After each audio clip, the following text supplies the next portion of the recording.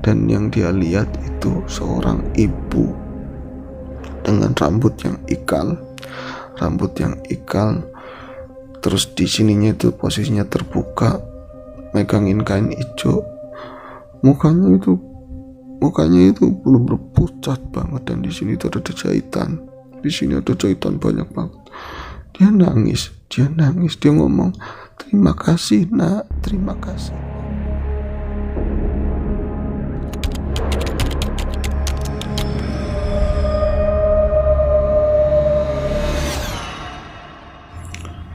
Assalamualaikum warahmatullahi wabarakatuh. Bismillahirrahmanirrahim. Jumpa lagi dengan saya Wiro Sableng. Bukan, dengan Ayung di AHS Ayung Horror Story. Seperti biasa akan ada satu cerita horor yang akan kami sampaikan. Semoga masih bisa menghibur teman-teman semuanya. Dan apa kabar hari ini? Semoga semua dalam keadaan baik, sehat, dan selalu bahagia. Kami harapkan seperti itu.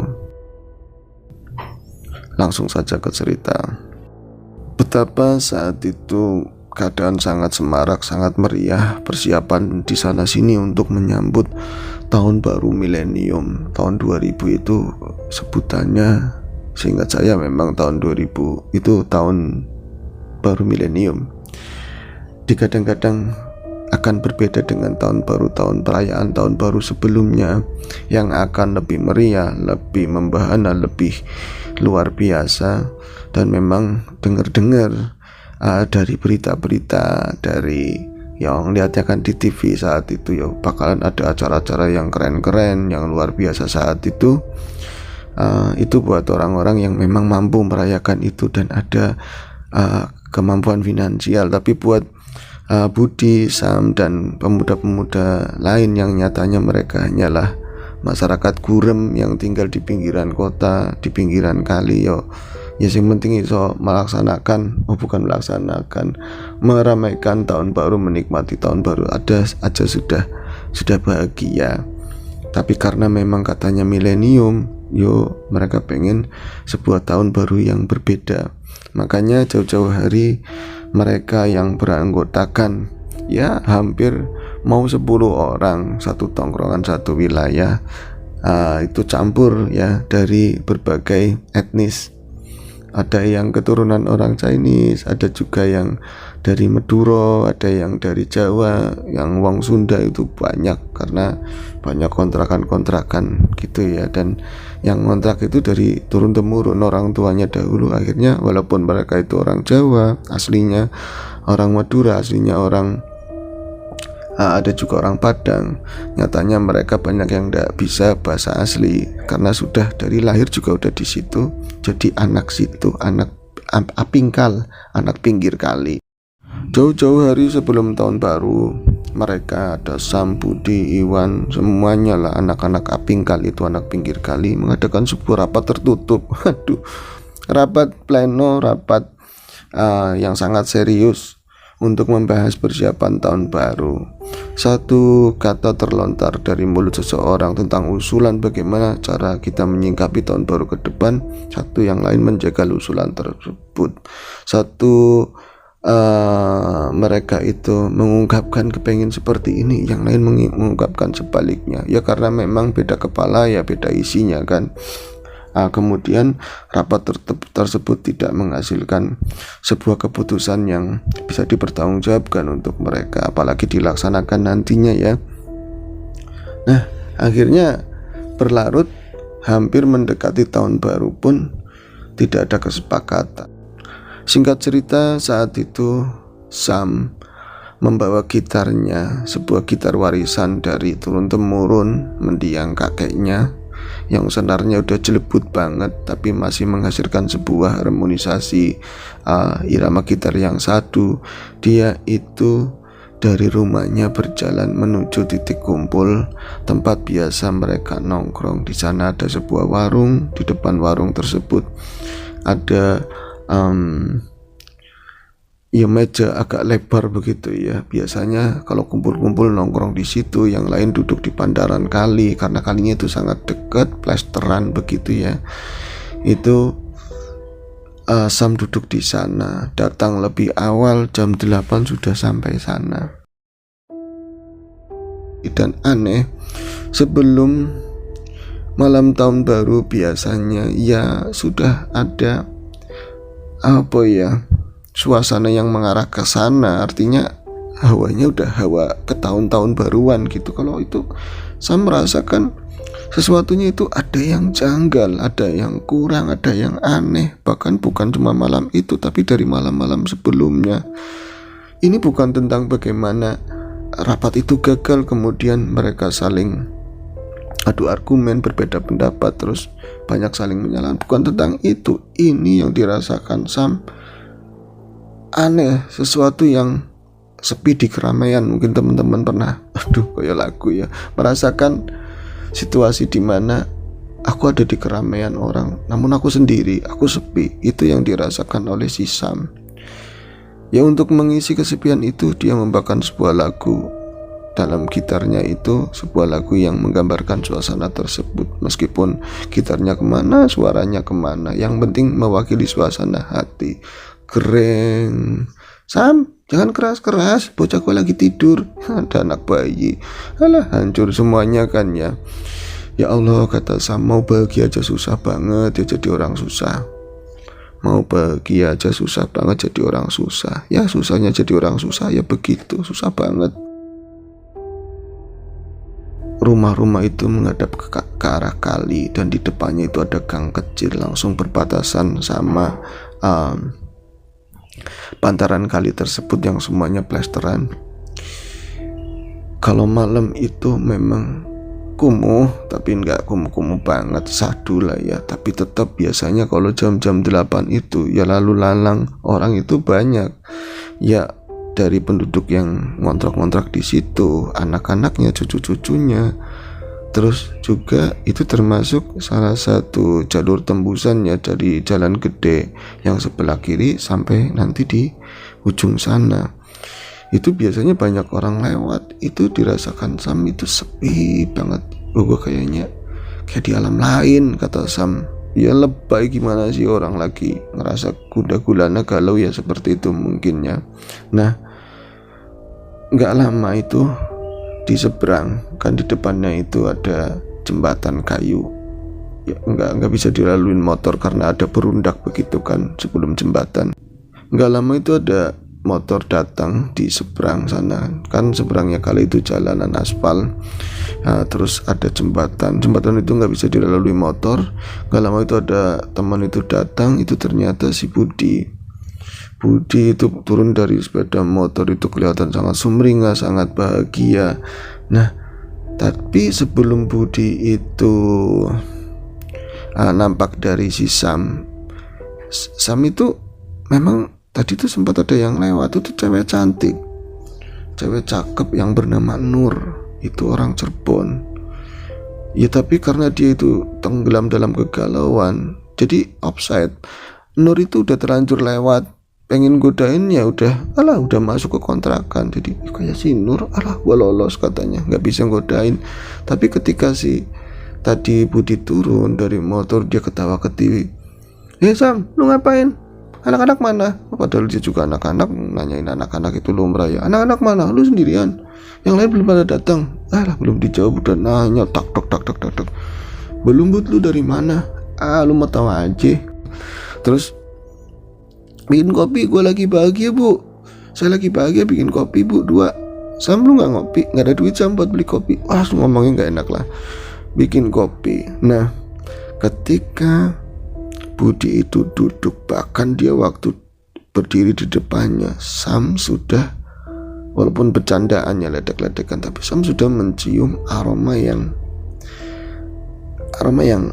aneh, kata Sam. Tadi kalau Nur lewat, Nur itu aromanya nggak mungkin kayak gini. Dia itu cewek kekinian. Ya dia itu cewek kekinian. Meskipun orang baru ya, bukan ngontrak tapi tinggal bareng, ada rumah di ngikut sama saudaranya.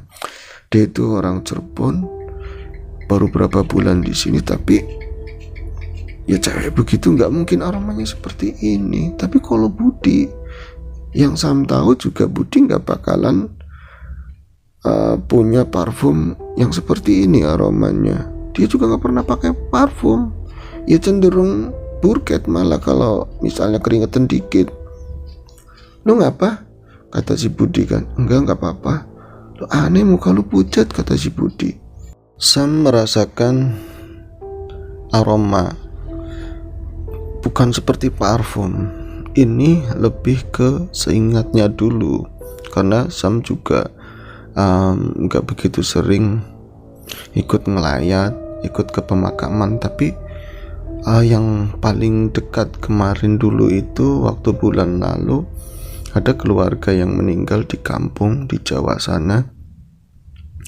Dia pulang terus awalnya ya dari prosesi mau dimakamkan. Setelah dimandikan, kemudian saat dibawa menggunakan keranda, itu aromanya seperti itu. Ada aroma melati, aroma yasmin, yang melati yang botol kecil itu yang sangat menyengat, bercampur seperti dengan ya kapur barus, pandan, aroma-aroma seperti itu. Ada aroma orang mati.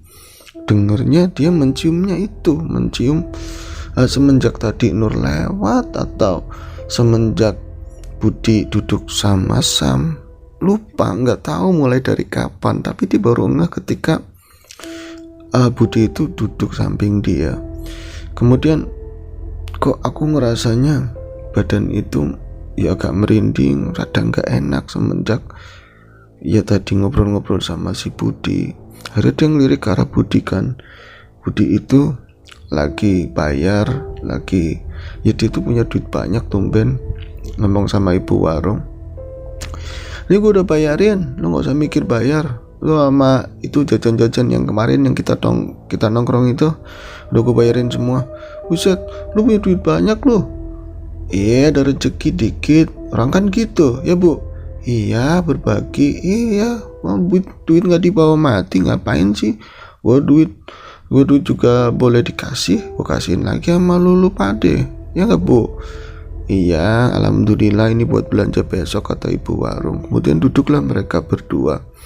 Terus lu nyanyi. Sam disuruh nyanyi semua lagunya itu. Pengennya lu diem, lu tinggal gitaran aja. Yang nyanyi cuman gua, yang nyanyi itu si Budi. Mintanya dia tuh nyanyi, mana ya suaranya ya begitu, dari pas-pasan lebih ke minus gitu ya. Tapi nggak apa-apa, selama logistik dijamin, kopi, ada rokok, ya juga ada di situ semuanya. Oke, buat Sam, why not kan? Kenapa enggak? Gitaran seolah-olah mereka sedang konser. Dan ketika dia gitaran itu, Sam itu nggak merasakan kebahagiaan, nggak merasakan sebuah perasaan yang senang kayak kemarin-kemarin. Biasanya itu dia kalau gitaran berdua, ini ya karena galau karena pikirannya dia sebagai anak muda yang nganggur, galau karena rokoknya tiris, kopi juga udah dikit. Ya biasanya seperti itu. Dan main gitar itu sembari ini ritual pemanggilan untuk anak-anak yang lain. Siapa tahu itu mereka tuh datang, terus ada yang punya ini ya, yang mau jajanin buat mereka bersama kan. Kalau ini enggak, logistik ada, semuanya komplit, tapi Sam merasakan enggak ada kebahagiaan. Yang adanya itu sepi. Dia itu ngerasa ada rasa kehilangan, rasa sedih.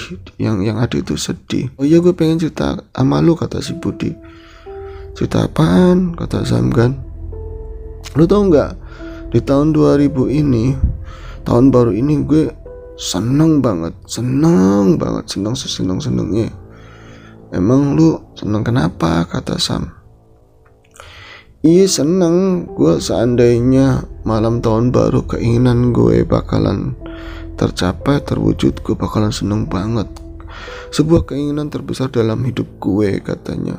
Nih dengerin, kalau gue tahun baru, kalau gue ini tahun baru ini terus bisa gue jalan sama si Nur. Lu dengerin gue. Tadi gue dengerin, emang gue kemana? Emang gue budek apa? Jadi kayak ikan si Samnya. Enggak, kalau misalnya gue bisa moncengin, gue bisa jalan sama si Nur, gue rela. Kalau misalnya tahun baru ini jadi malam terakhir buat gue rela. Setelah itu gue nggak bakalan lihat tahun baru lagi juga, nggak apa-apa. Pas ngomong seperti itu, Sam biasanya sih orang ada yang ngomong asal atau gimana itu biasa, cuman saat itu Sam merasa kok ngomong kayak gitu ya. Serem, ngomong itu serem. Lu ngomong apaan sih Bud? Serius gua. Udah, gua mau cabut dulu, gua lapar. Gua jalan dulu ya. Itu motor gua titip depan, itu jalan malahan. Jalan ke arah kiri kan ke gang, emang kontrakannya gak jauh. Singkat cerita, malam tahun baru pun menjelang. Hari itu Sam dengan kegalauannya, dalam kegamangannya, karena kan memang kondisi keuangan yang tidak memungkinkan untuk menunjang acara tahun baru yang digadang-gadang akan sangat meriah itu. Kalau nggak keluar, gue harus keluar, gak enak sama teman-teman. Kalau keluar, gue nggak punya duit. Ada juga rokok, tinggal berapa batang. Ya Allah, hidup gini banget, kata Sam ya. Sam, lu mau keluar, kata emaknya. Iya mak beliin obat dulu Ki. Jam segini apotek gak ada yang buka mak, apalagi tahun baru. Lu bohong lu, kata emaknya kan. Agak mak, tahun baru mana ada yang buka, sore aja Sam lihat gak ada yang buka. Ya udah nih duitnya, besok lu beliin obat buat ini nyeri tulang mak ya. Iya mak, diambil duitnya, kata Sam beneran kan. Ini buat tahun baruan, rezeki besok mah besok gua cari di mana kek. Akhirnya dia tuh semangat kan keluar, bawa gitarnya keluar buat nemuin teman-teman di tongkrongan. Nah di sana udah banyak orang, udah banyak bocah-bocah karena emang keluarnya agak malam kan.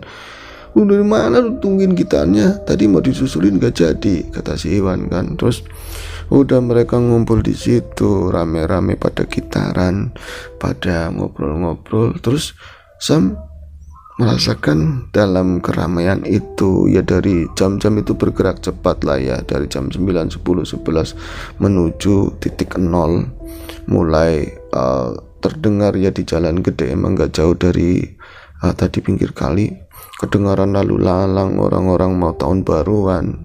Ya dari seberang juga banyak warga yang memang bakal ngerayain tahun baru di rumah.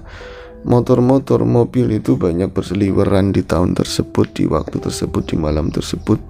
Sam lagi-lagi merasakan sebuah perasaan sedih, perasaan kehilangan, tapi entah kehilangan siapa. Terus dia nengok-nengok dari tadi baru ngeh ketika sudah ada beberapa anak yang udah nyiangin ikan ya mau bakar. Sam, ini bantuin dong, lamun aja. Iya kok dari tadi nyariin orang, kok kurang satu. Oh Budai ngomongnya Budai. Budai nggak ada katanya. Budai emang kemana? Lagi jalan dia, keren banget. Jalan keren banget. Ini tahun baruan dia, lu tahu nggak? Dia itu jalan sama si Nur. Sumpah saat itu, kata Sam, saya itu kaget luar biasa. Kok jadi nyata? Kok mana bisa kan? Ya bisa sih bisa, cuman ini nggak mungkin banget sih. Budi itu cuman ngomong doang. Dia tuh iya punya harapan, punya cita-cita, punya cinta wis lah ya, tapi eksekusinya tuh nggak ada. Kemarin itu boncengin Nur karena kebenaran dia pulang dari gawe, dari pabrik. Itu kan baru kerja di pabrik dekat situ, cuman belum lama, baru sebulan kerja. Kok ini beneran tahun baru? Ini tahun baru, sesuatu yang ya saat penting dimana mereka jalan biasanya sama cowoknya, sama keluarganya. Lu serius? Si Budi jalan sama si Nur? Serius banget? Kita aja tadi pada bengong, mana si Nur seksi banget, cantik banget lagi. Dia keluar tuh sama si Budi. Masih cengok Samnya, masih masa sih gitu ya, masih nggak percaya. Mereka keluar bener dari jam berapa? Sore tadi jam 8-an mereka udah berangkat. Tahu katanya mau kantor atau kemana. Kita males ngomongin itu. Kayak mereka tuh seolah-olah jelas ya, cemburu. Bagaimana tidak, si Budi itu yang paling wagu, paling paling nggak banget untuk kemungkinan besar untuk membawa seekor Nur ya, membawa seorang Nur cewek secantik itu untuk bersamanya. Kok nyatanya mereka mampu. Kadang-kadang begitu sih, di titik tertentu orang-orang yang berani kemudian mereka yang menang. Orang-orang yang kebanyakan rumangsa, merasa nggak mampu, merasa aku kurang ini, ya udah selamanya kayak gitu kan. Jalanlah benar si Budi sama si Nur. Kemudian Sam, gue nggak cemburu sama sekali, walaupun gue juga ada perasaan sama Nur, tapi ini gue rasa sedih. Kenapa ya? Terus keinget kata-katanya si Budi kemarin, gue kalau misalnya tahun baru ini terus jalan sama Nur, gue rela jadi tahun baru terakhir buat gue. Kok jadi ngeri ya bayangin omongannya yang seperti itu, mikirin omongan seperti itu. Udahlah, gak usah dipikirin, muka-muka gak apa-apa. Nah, kenapa sih gue harus mikir kayak gitu, harus mikir kesana kan? Waktu berjalan terus sampai akhirnya di titik 0 jam 00. Dari kejauhan, dari segala penjuru arah terlihat ramai kembang api, terlihat sorak-sorai ya orang bertahun baru ria, termasuk kawan-kawan semuanya juga mulai nyetel musik, ada player di situ, mulai bercanda lebih meriah dari sore tadi. Orang-orang kontrakan juga pada keluar, yang pada tidur juga melek, semuanya itu meriah banget. Tapi enggak yang dirasakan sama Sam. Dia memang ketawa, dia memang ikutan nyanyi-nyanyi, tapi dalam hatinya saya seperti sedih, entah sedih apa. Dan benar saja, jadi sekitar jam 1 kurang ada kabar nggak enak. Awalnya sih dari seberang ya, dari jembatan itu ada yang setengah berlari, seorang pemuda gitu ya, usianya sekitar paling 15 tahun. Lu kenapa jalan kayak gitu? Itu mas, jatuh. Siapa yang jatuh kata Sam. Mas Budi jatuh. Mas Budi jatuh di mana? Situ di dekat kolong, katanya di dekat kolong jembatan, kolong flyover kan. Bocah-bocah kan kaget. Terus nggak lama keluarganya itu langsung rame gitu, berapa orang, terus ngeluarin motor dari kontrakannya. Terus tanyain, Bu, emang tuh iya jatuh ya? Sambil nangis, jatuh, katanya jatuh parah. Sekarang sudah dibawa ke rumah sakit, salah satu rumah sakit paling gede lah di Jakarta sana, rumah sakit lama kan.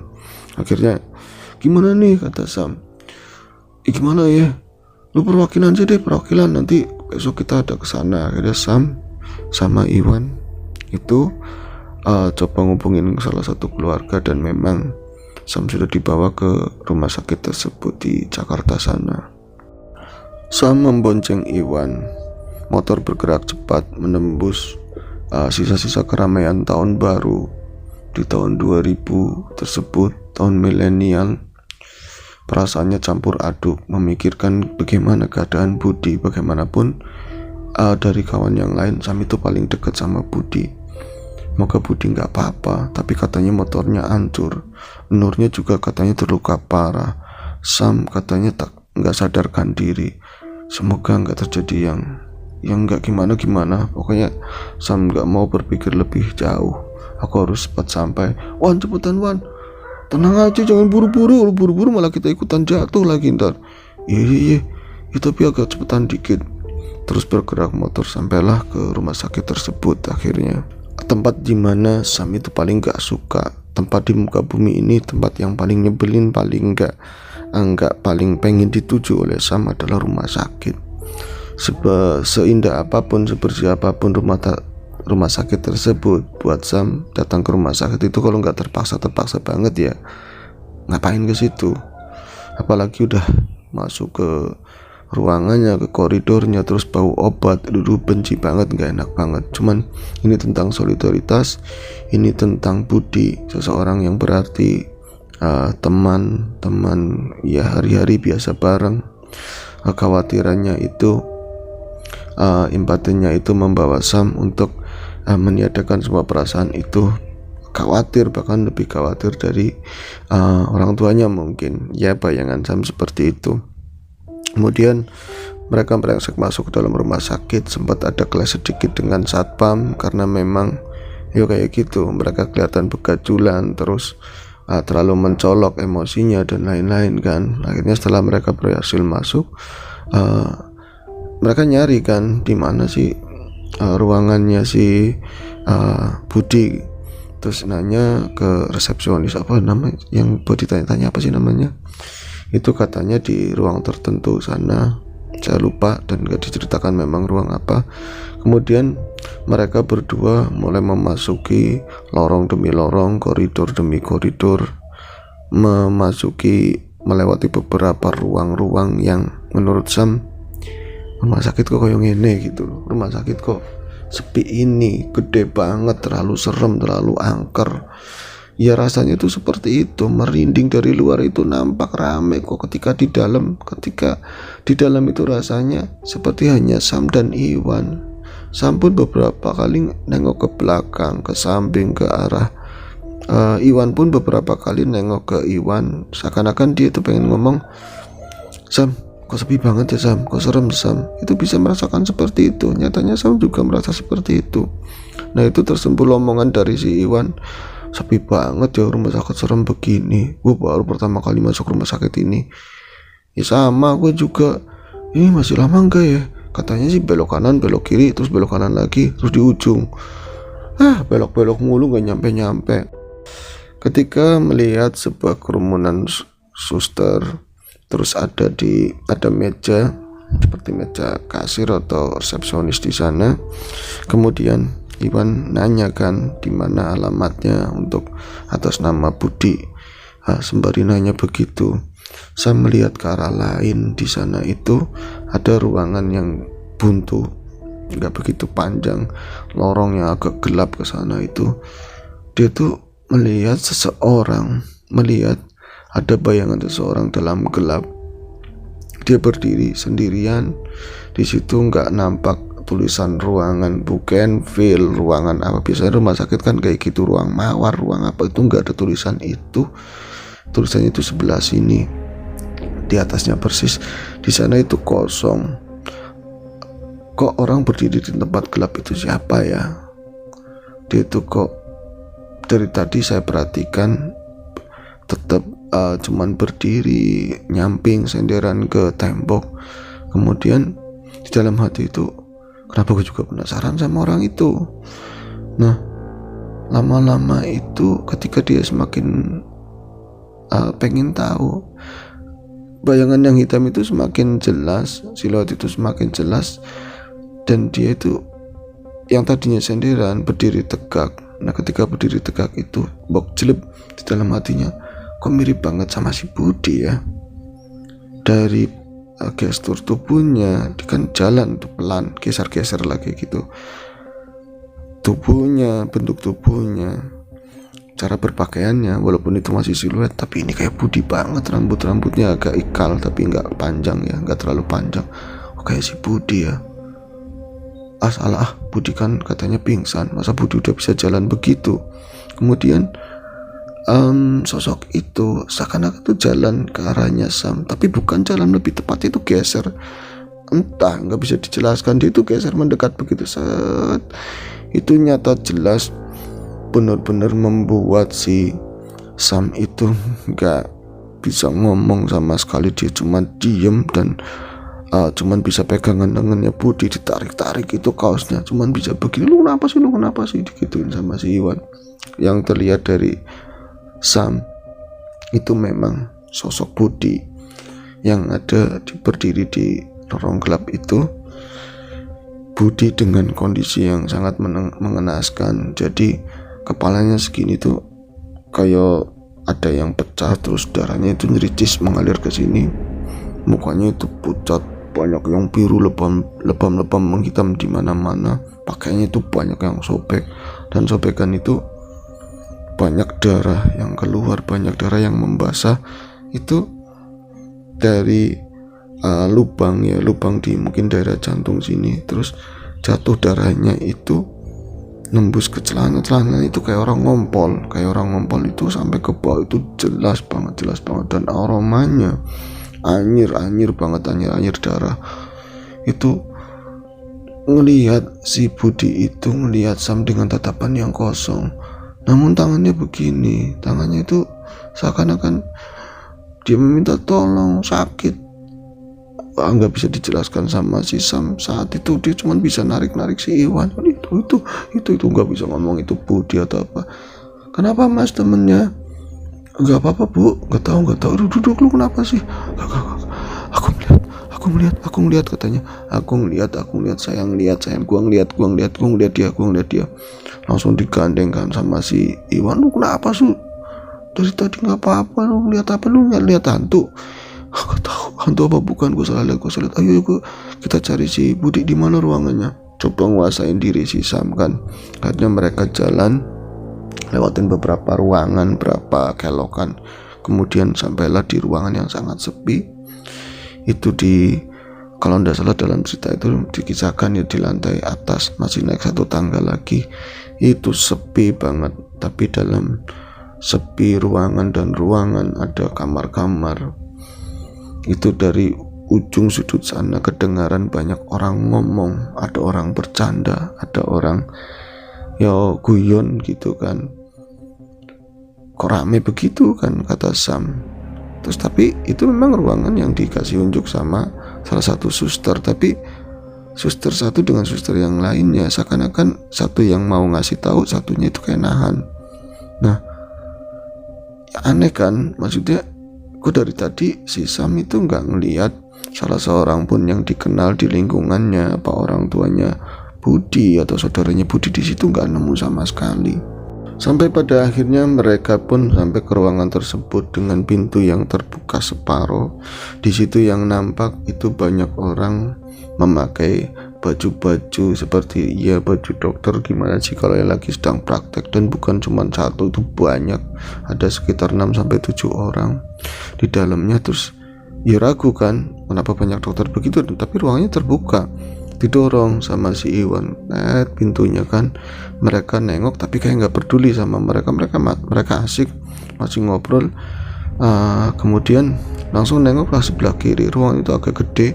Di situ tergeletak yang namanya Budi, tergeletak di bangsal rumah sakit. Nggak ada siapapun, sendirian, nggak ada infus, nggak ada penanganan apapun yang mereka lihat.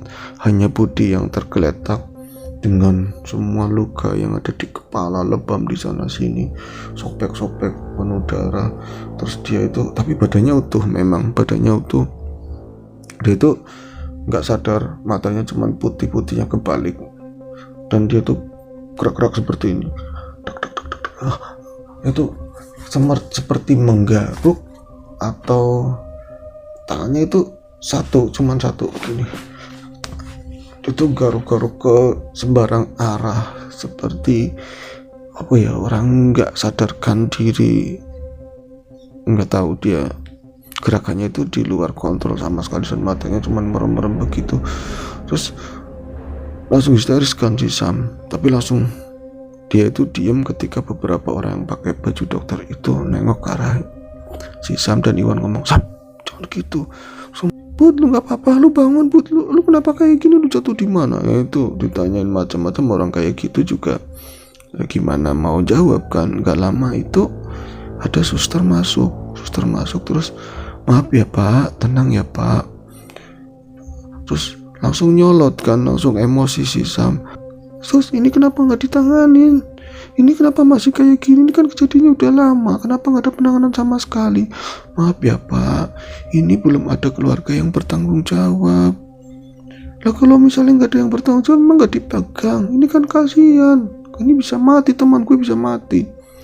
Memang aturannya seperti itu Pak, harus ada yang tanggung jawab, paling tidak ada yang tanda tangan. "Lu gue tanda tangan juga nggak apa-apa." Langsung Iwan itu langsung, Sam, tenang lu, tenang." Nah, ketika mereka mulai agak tenang dan suster itu kayak merapikan persiapan, nggak tahu mersiapkan apa, yang jelas nggak megang si Budi sama sekali. Tersadarlah Budi sama Iwan di depan mereka, siapakah yang berpakaian putih-putih itu. Ternyata seperti dokter praktek, atau orang-orang yang mungkin anak-anak kuliah yang dari jurusan kedokteran atau apa, nggak tahu. Mereka pakaiannya kayak dokter, cuma ada yang lebih senior duduk di ujung, di pojok, dan di depannya itu ternyata di depan mereka yang dikerumunin oleh orang-orang yang pakai baju putih-putih itu ada seorang ibu dengan luka ya nggak terlalu banyak luka lah, ada lebam lecet-lecet sedikit, cuman dia itu napasnya sudah pakai alat bantu pernapasan yang selang besar itu, terus ada infus, ada segala macam komplit, ditutup kain hijau segini, yang lain itu buka baju ya, ditutup kain hijau segini, terus di monitor itu bunyi dit, ada ya amplitude yang begitu ya, set panjang, nanti kayak gitu lagi. Mereka itu ternyata sedang praktek. Ya tadi itu kalau misalnya waktunya singkat di sana, tentu Sam sama Iwan gak memperhatikan kejadian yang ada di depannya. Kok ini seperti ini, kok kejadiannya begini kan. Terus Sam itu emosional lihat, karena yang putih-putih itu baju seperti itu pasti dokter kan. Sam ngomong gini, "Pak, Bu, kenapa teman saya nggak ditanganin? Kenapa kalian cuma diem aja? Kalian malah bercanda-canda. Kok bisa ngelihat teman saya kayak gini? Di mana kemanusiaannya? Kalian tega ngelihat orang seperti ini?" Mereka cuma diem. Suster yang ngomong, sabar pak. Ini emang harus kayak gitu penanganannya." Langsung Sam ngomong, "Saya mohon sus, situ punya hati, situ punya naluri, itu juga manusia. Mana mungkin ini dibiarkan, walaupun ketentuannya di sini harus ada yang tanda tangan, harus ada yang nanggung jawabin. Paling tidak teman saya itu dianggap manusia, dia perlu penanganan apapun. Tolong sus."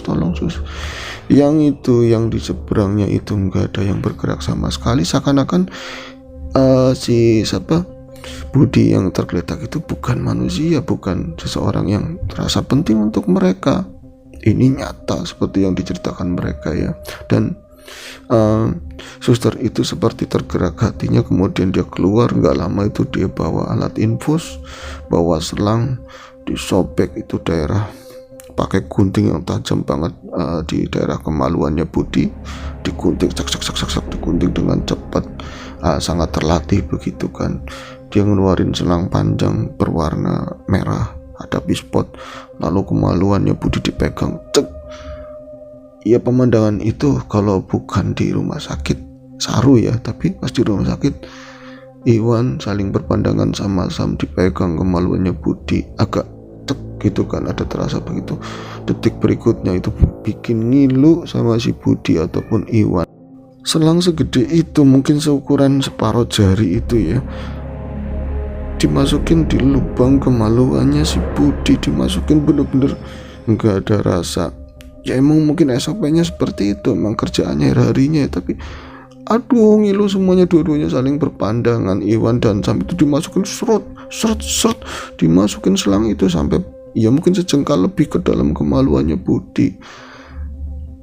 Sam cuma diem, terus dia berpikir dalam alam pikirnya dia, dan nggak pernah lihat seperti itu. Oh mungkin itu buat kencing ya. Terus lihat ke bawah, itu ternyata memang dialirkan ke spot. Awalnya itu melantur cur gitu, lama-lama itu netes itu emang air seni. Terus dipasanglah infus. Cik sangat berterima kasih sama suster itu. "Makasih banget suster, makasih banget. Mbak udah nolongin teman saya. Dia itu nggak senyum, nggak ngomong apa-apa, tapi sedikit ngeliat ke arah dokter itu." Terus suster itu keluar, "Mas tolong jagain ya, syukur-syukur nanti keluarganya cepat ada yang nanggung jawabin."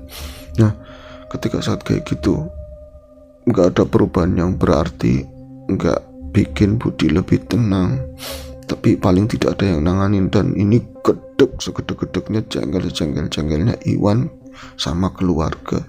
Kenapa? Kejadian sudah cukup lama, ini mau sejam dan belum ada satu keluarga pun sampai ke rumah sakit. Lah tadi itu yang dari rumah itu pada kemana kan gitu. Ini belum selesai, melihat ke depan, ternyata mereka baru ngeh di depan itu ada seorang ibu itu sedang buat praktek sama seorang yang baju putih itu dengan instruktur satu orang. Jadi di depan mereka, sampai Iwan itu nggak sanggup melihatnya. Dibuka sini bagian lengan, dibeset pakai pinset pisau yang kecil banget, dijahit cek. Itu kurang bagus jahitannya, dibenerin, yang lain ganti-gantian seperti itu di depan muka mereka.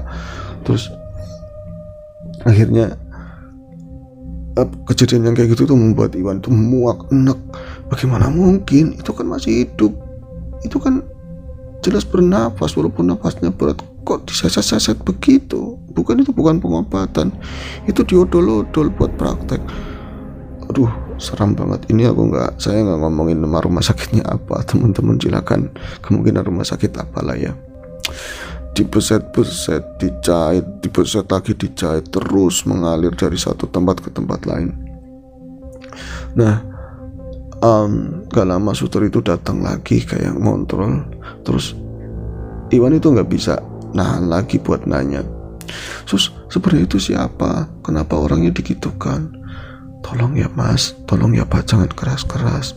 Itu orang itu nggak ada yang tanggung jawab. Itu orang kecelakaan, nggak ada yang tanggung jawab. Itu sudah berapa hari di sini." Terus digituin. "Udah mas, jangan ikut campur," katanya begitu. Sudah kan, suster itu keluar lagi. Saya dengar keluarganya mas ini sudah datang, nanti bakalan dipindah di UGD, bukan di sini lagi. Wis kan, keluar lagi suster tersebut. Dalam hati si Sam tak sambung-sambungin ini semuanya. Ketika orang itu gak ada yang tanggung jawab, orang itu tidak ada yang megang, terus buat praktek dijahit-jahit, disilet-silet, dijahit lagi. Itu enggak banget. Ini bukan seperti manusia menurut si Sam kan. Artinya teman saya ini kalau nggak ada tanggung jawab, nggak ditanggung jawabin sama keluarga, Allahu Akbar, dia pun akan sama seperti itu. Nah, ini nggak beres, ini nggak bener. Batin dia menolak semuanya itu. Apa ini? Iwan nggak sanggup ngeliatin orang dibeset-beset begitu. Dia sudah keluar dari tadi. Terus karena memang waktu cukup lama, Sam itu nyusulin Iwan. Dia juga lapar. Terus ketemulah di bawah sama keluarga, lagi nangis ibunya kan. Ya Allah, itu Sam ngeluarin emosinya. "Kenapa baru sampai bu? Bapak mana? Itu bapaknya nggak di rumah. Kenapa ibu nggak langsung ini?" "Ya saya nyari mas, di mana anak saya?" Dikasih unjuk di ruangan ini, tapi kata suster ini mau dipindah di UGD. Ya wis kan, nyari kan si Sam nyari Iwan. Ternyata Iwan itu ada di kantin. Dia sudah pesan makan tapi nggak dimakan. "Lu di sini, gue sebenarnya lapar banget." Berangis dia, "Gue nggak tega ngeliatin orang kayak gitu." "Ya gue juga sama. Ini udah pesan makan gak dimakan, gue gak bisa makan. Gue keinget yang tadi, gue keinget Budi, gue keinget orang yang di depannya, gue gak bisa makan." "Ya lu beli aja, ntar gue yang bayarin." Akhirnya Sam itu pesan satu lagi, "Lu pokoknya makan lu daripada ntar lu sakit."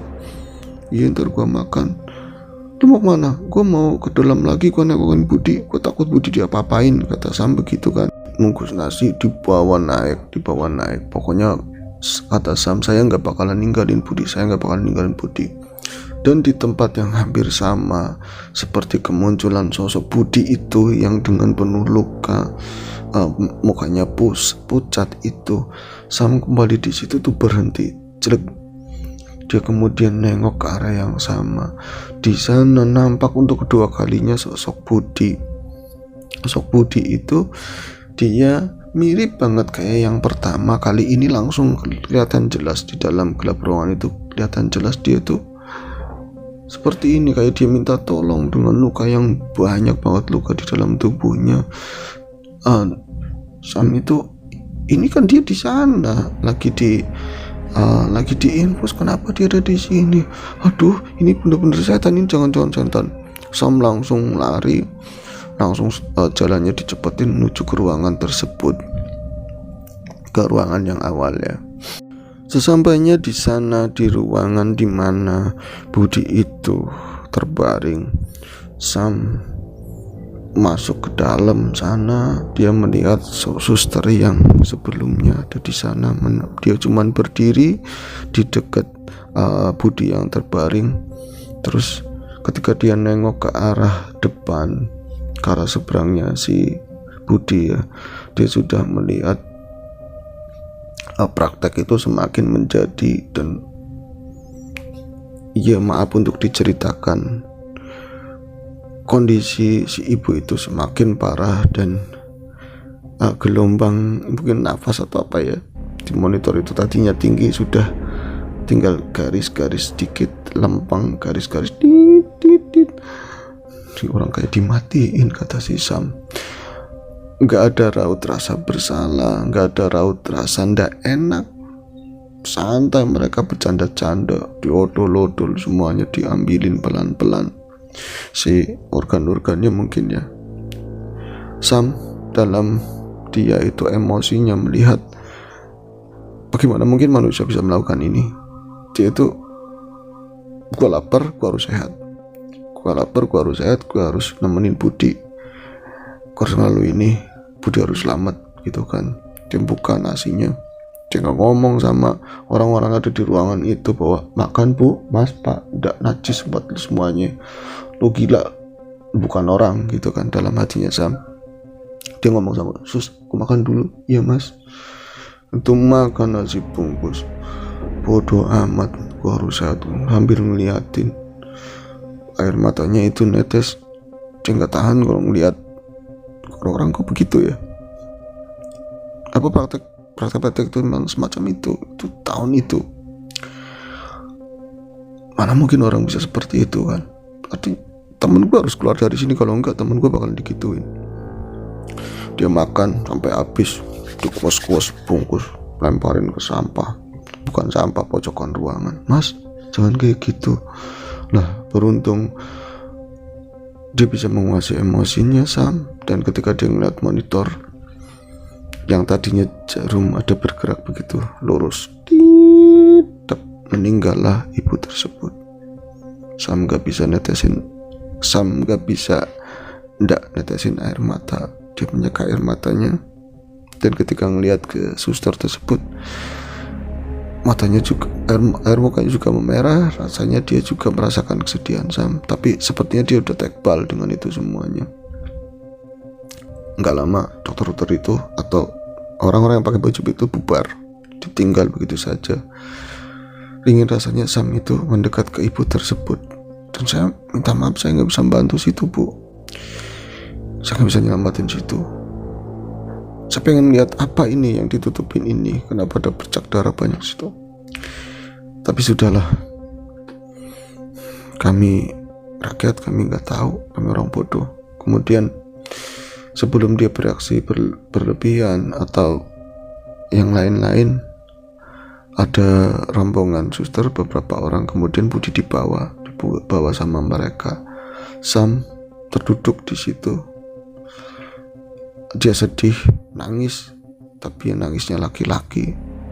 Nahan sesek karena yang lihat kejadian yang seperti itu. Kemudian sebelum pergi dari ruangan tersebut, untuk kamu ibu, siapapun